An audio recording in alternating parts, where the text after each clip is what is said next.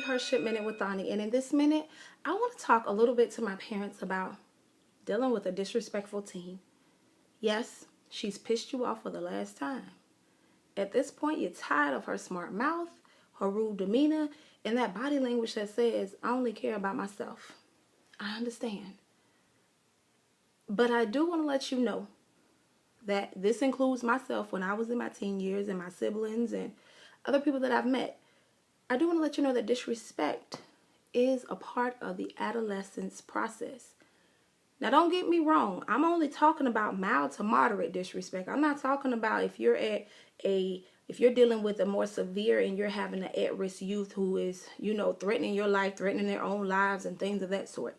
I'm talking about in the sense of disrespect as the process of trying to break away from you, trying to break from mommy, trying to break from daddy, in the sense of figuring out who they are and breaking off on their own path, if you will. And this comes in a form of disrespect because you're really learning and knowing that you don't have the control, if you will, because you know that it was something more than likely you went through yourself.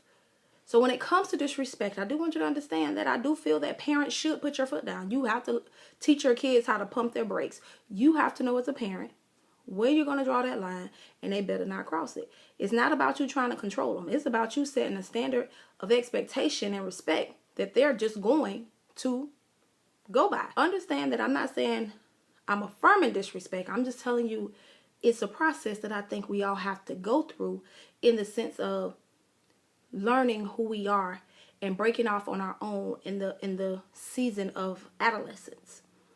Now, I do want to share 3 tips with you as far as how to better maybe talk to your teen or deal with your teen during this moment of disrespect. I'm not coming to you as if I got all the answers or if I'm some type of guru, because I'm not. But this is just stuff that I've learned on my journey of mentoring girls. And once again, being a teenager myself, I do remember moments where I had certain spouts of disrespect, but something that I feel would be considered kind of normal. The first thing that I want to share with you is don't take it personal. Now, I know this can kind of be hard because we're all emotional beings, but 98.9% of the time, it's not even about you.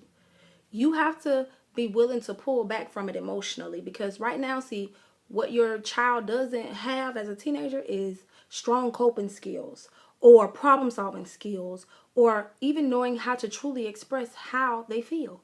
They just left the kid phase. So this is the time and season where you have to understand you need to teach them that. That should be the bigger lesson, not taking it personally. Because 9 times out of 10, she's not going to know how to tell you, Mom, I'm struggling with making friends and I don't like eating alone in the cafeteria. What she's going to say is, leave me alone. I don't want to talk to you. And see, you're taking that personally when really it's more than likely not about you.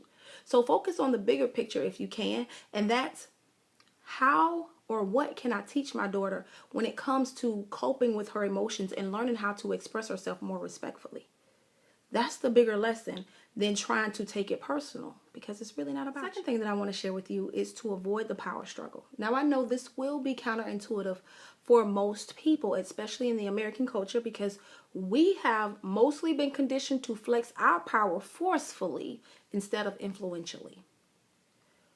We know you're the parent, especially if you grew up on cliches like, this is my house, get out if you don't like it.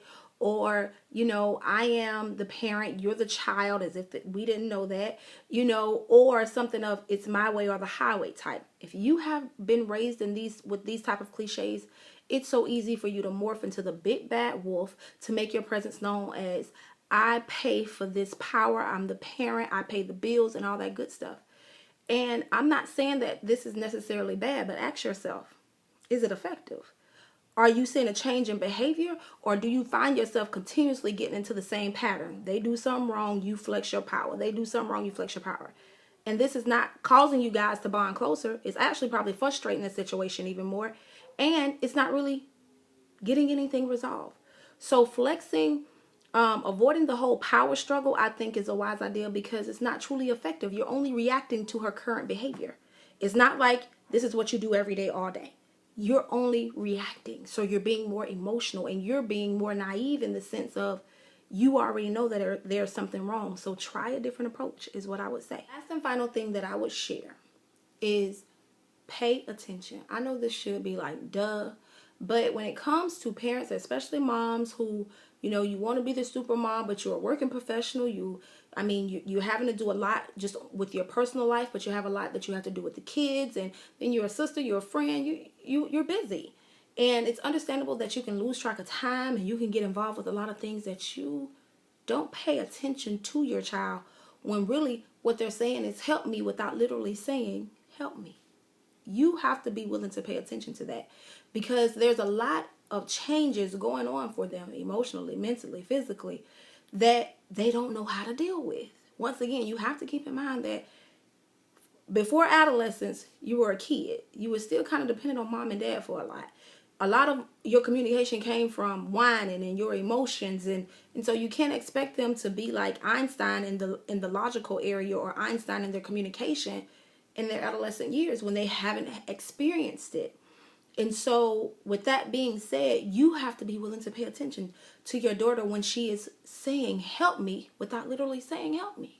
I'm sure you can probably remember at this time you were probably dealing with some insecurities, or just not feeling really sure of yourself and uncertain. That's just the emotion for a lot of adolescents. Maybe she's struggling in the self-esteem or confidence areas, and you probably can remember some of those same exact moments or experiences in your adolescent years. So be willing to pay attention to her and know when you need to step in, and know when you need to get help or other support, so that she can understand that being disrespectful may come as an adolescent in your adolescent years, but teaching her how to cope with this stuff is really what it's all about. Because 9 times out of 10, the disrespect is not to say I'm gonna be nasty and mean to my parents.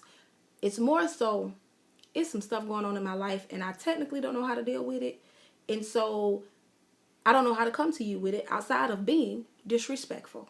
And so with that being said, I really hope that these tips helped some parents or even some teens to communicate better with their parents, because this is a time where she needs you most to help support her and to help give her those soft skills, if you will, as she is heading towards womanhood, or even as your son is heading towards manhood.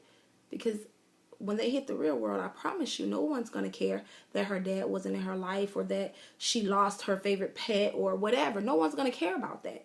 The real world will love her way less. So it's best for you guys to get the tips under control so that you can support her and support your son, as they will need it as they're heading towards adulthood. That's all I have for you this minute. This is Ani encouraging you, because I understand that parenting can and will be a trip. But at the end of the day, it's you who are responsible to help her effectively lead her ship. Make it a great day, guys.